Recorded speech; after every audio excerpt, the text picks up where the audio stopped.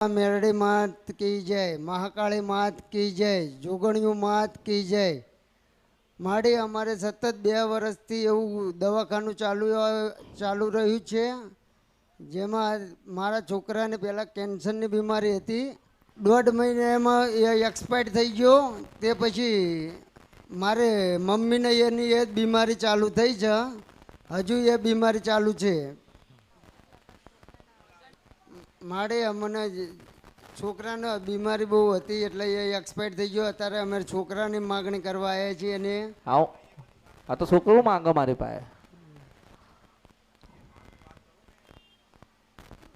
એટલે તું દીકરો લેવા આવ્યો? મારી અત્યારે અમારે એક છોકરી છે ખાલી. હું હોસ્પિટલમાં હતો ને ત્યારે ફોન કરીને કહેતા કે 51 રૂપિયા વાળીને મેં કેવી રીતે મેં મેકેલા. પછી જ્યારે હું રજા લઈને ઘરે ગયો ને ત્યારે એ કહે ભુવાજી એવું કીધું કે જનાવર ચડાવવું પડશે. પછી મેં જનાવર લાઈન ચડાવરાવ્યું મેરડીમાંના.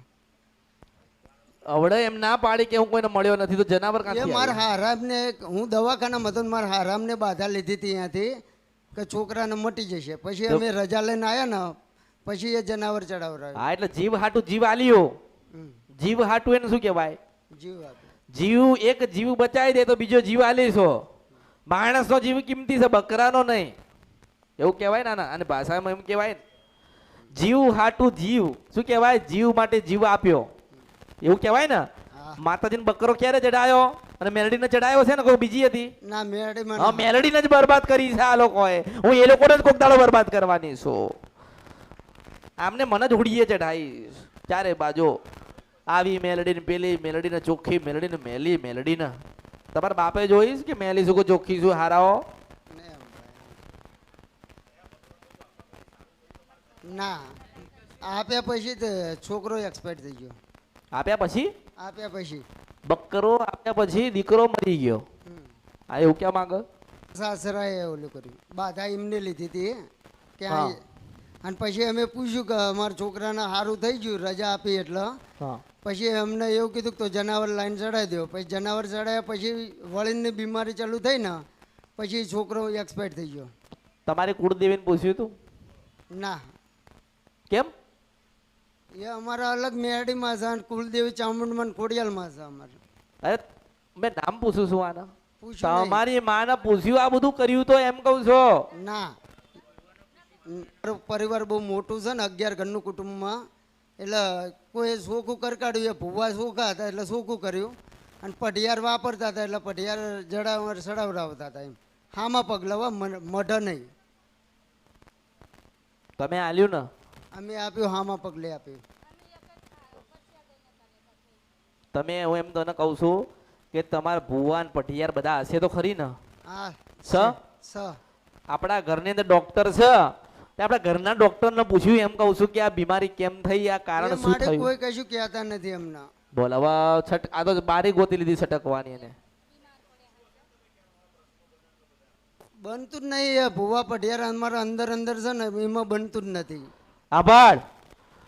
તમારા ત્યાં એક ડખો થયો, ઝઘડો થયો અને એવું કીધું ને કે આ મેલડીની સાક્ષીએ હું તારા ઘરે નહીં આવું, તું એના ઘરે ગયો, તારો દીકરો મરી ગયો છે, હું મેલડી છું. આપડી જા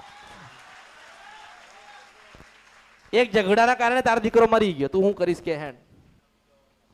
2 થી 3 વર્ષ પાછળ જા શું થયું તું મને કે? તાર પપ્પા ક્યાં? પપ્પા નથી? ના, અત્યારે નથી ને. હું એમ તને કહું છું કે તારા પપ્પાએ તને એવું કીધું કે બેટા આ ઘરે નહીં જવાનું? મેં મનથી નથી. ઝઘડો થયો પછી નતા બોલતા. હા. અને પછી અત્યારે હાલમાં બોલીએ છીએ બધા.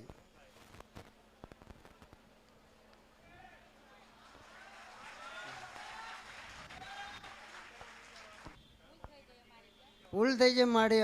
એને ખબર હોવી જોઈએ. એટલે હું કહું છું કે આપણે જેના ઘરે નતું જવાનું એ આપણા ઘરે આયા. ક્યારે આયા? કે આપણે રાગ કર્યો એટલા આયા. આપણા ત્યાં સંબંધ બંધાયો, જતા આવતા થયા એટલે મેલડીએ તારા દીકરાને ઉઠાવી લીધો. આનો ઉતરસ? હા, ખબર પડી. અને સીધો મનાય કે દીકરો દોન. હા, મારી ખબર પડી. જ્યાં નતું જવાનું ત્યાં અમે જ્યાં એટલે એવું થયું. ક્યાં ખબર પડી તને? કેમ ખબર પડી? પપ્પા ક્યારે મરી ગયા? એમને 2-3 વર્ષ જેવું થઈ ગયું. 2-3 વર્ષ જ કીધા હતા. હા, 2 થી 3 વર્ષ મજા બનાવ બન્યો છે. ત્રણ ઘરે નતું જવાનું, આંભળી જ જા. કેટલા? 3 વર્ષ. ત્રણ ભાઈઓના ઘરે તાર નતું જવાનું, તું ગયો છે. અને આપણા ઘરે કોઈ એવો પ્રસંગ બન્યો તો આપણે બધાને બોલાયા, આયા, બેઠ્યા, મરણમાં ગયા, ચા પાણી કરી, આ બધું થયો એટલે ઘરમાં દુઃખ આવ્યું. શું આવ્યું? દુઃખ આવ્યું. ઘરમાં દુઃખ આવ્યો. ઘરમાં દુઃખ આવ્યું પછી તમે બીજી પારકી માતાનો બકરો માનો કે મેલડીમાં અમે તમને બકરો ચડાવીશું, મારા દીકરાને હારું થઈ જાય તો અમે બકરો ચડાવીશું, જીવ માટે જીવ આપીશું, તો એ મેલડી હારું કરે ખરી? દુઃખ દેનારી માતા કળિયુગમાં નથી બતાવતી, અને બતાવશે તો એક જ અમૃતની જોગમાયા મેલડી. આમાં તારો દીકરો જોઈએ છે ને પાછો? આમાં તારો દીકરો જોઈએ ને પાછો? હા. તો નારાયણ ની સાક્ષી ઘરે જજે ને મેલડીનો દીવો કરજે. મારે ચાઉંડના રામ છો, મને ઓળખો તો ઓળખાય. આમાં આનો ઉતરસ કે હું ખાલી બોલ બોલ કરું? ના માડે ઉતર્યું મને. આના કઈક ઉતરસ કે ખાલી મારે બોલવાનું છે? ઉતર્યું માડે એમ મને. ઘરે જાય જો તારું પાછું જોઈએ છે ને, કોઈ નહીં હાલે, કોઈ નહીં હાલે. મેલડી હાલે, બીજું કોઈ ના હાલે. નહીં હાલે. ખોડિયાલ નહીં હાલે, બહુચર નહીં હાલે. ખોડિયાલ નહીં હાલે, બહુચર નહીં હાલે, ચાઉંડ નહીં હાલે, મેલડી હાલ છે. આમાં ઘરે જાય ને, ઘરે પેલો જાય ને એટલે ઘરના બહાર ઉભો રહેજે.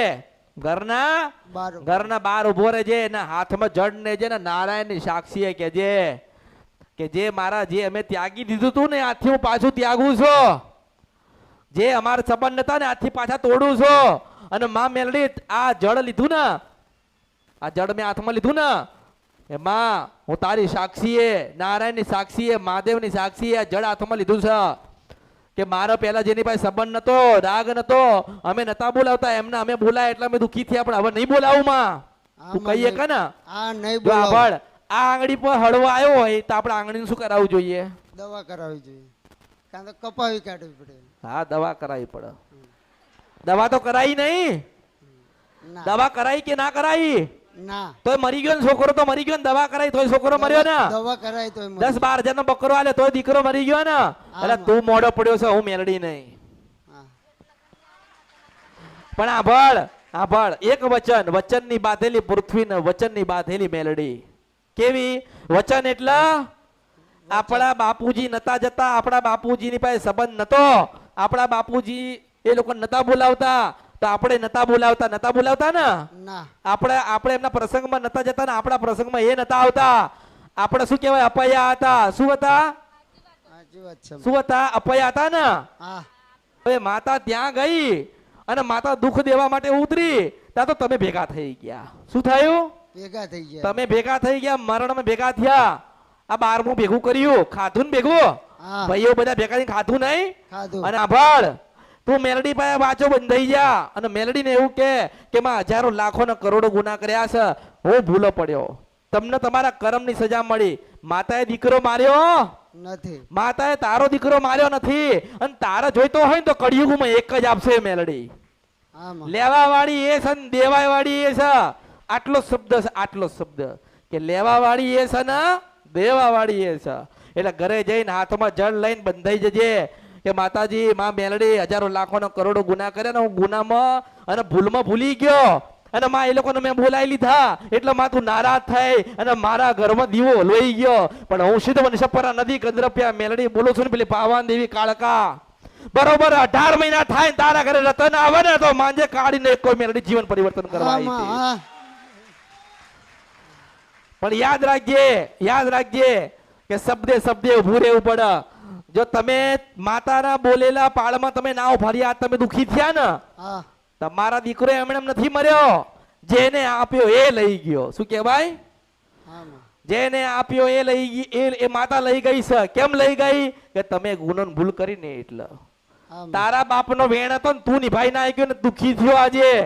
પણ તાર દીકરો જોઈતો હોય, રસ્તામાં નથી પડ્યા કોઈ દીકરા કે મળી જાય, મેલડી ની પાયા પડ્યા છે, મેલડી ની ભક્તિ કર, બંધાઈ જા, 18 મહિને તારા ઘરે દીકરાનો જન્મ થશે, એવું મેલડી બોલું છું. પણ આભાર તારા હૃદયમાં ભાવ હોવો જોઈએ એવો કે ના, મારા મેલડીએ કીધું છે મારે ઊભું રહેવાનું છે. જો તારા ભાઈઓ પ્રત્યે તારા લાગણી થઈ, મનમાં લાગણી થાય ને, અરે ર માર કાકાનો દીકરો થાય તો માર તો બોલાવો પડે ને, એ શું વિચારતો છે? તો આ ભાઈના ઘર બસે ને પડી જશે. હું મેલડી એવા આશીર્વાદ પછી હાલનું પી રહીશ. નહીં બોલાવું માય. એટલે એક આંગળી પર હડો લાગ્યો છે, આંગળી કાપી નાખજે. આંગળી કાપી. આંગળીમાં હળો લાગ્યો છે તો આંગળી કાપજે, નતર હાથ સુધી પહોંચશે. આજે માનો કે દીકરો ગયો, કાલ તું જતો રહે તો શું થશે? પછી શું કરશે? ભાઈ પૂરું ને. પછી જ માડે અમારા ઘરમાં કોઈ ના રહે. અરે હું એ જ કહું છું, તમને ખબર જ નથી કે તમારા જીવનમાં ક્યાં તમે ભૂલા પડ્યા, પણ તમને ખબર નથી. અને એ જ વાત કરું ને તો જ અમૃતની મેલડી છું. હા માં.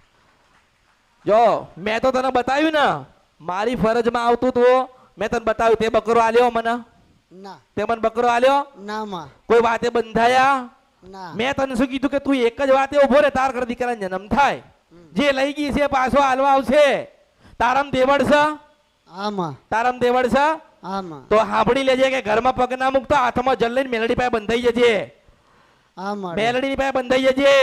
અને દુનિયા આમની આમ થાય, દુનિયા ગમે તે કે મેલડી બનાવશે બનાવશે બનાવશે બનાવશે બનાવશે બનાવશે. એટલે એક મનથી રાખજે.